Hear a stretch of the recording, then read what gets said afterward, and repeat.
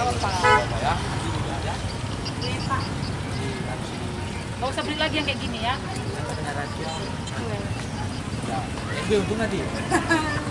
Bapak kejual mungkin. Dia tenoneng ya kan? Kan udah nih, biar aku ya. Tandai kok mah.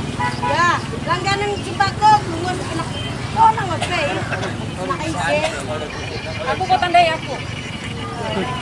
Ini Bu Camat. Nah, ini kan yang blok raja. Nah, Kami nyekan kan. nah, Orang bisa. bisa dah. Kita ulang lagi. Walaupun kami mengarungi daripada Lepas lepas. Dari nah, buatnya, rugi. Bagus. Kan kalau ini kalau dia kena aja apa-apa kena laki dibayar. Saling galak diminta bayar, yang penting bayar tidak. Kalau jadi nggak bayar, Terima kasih.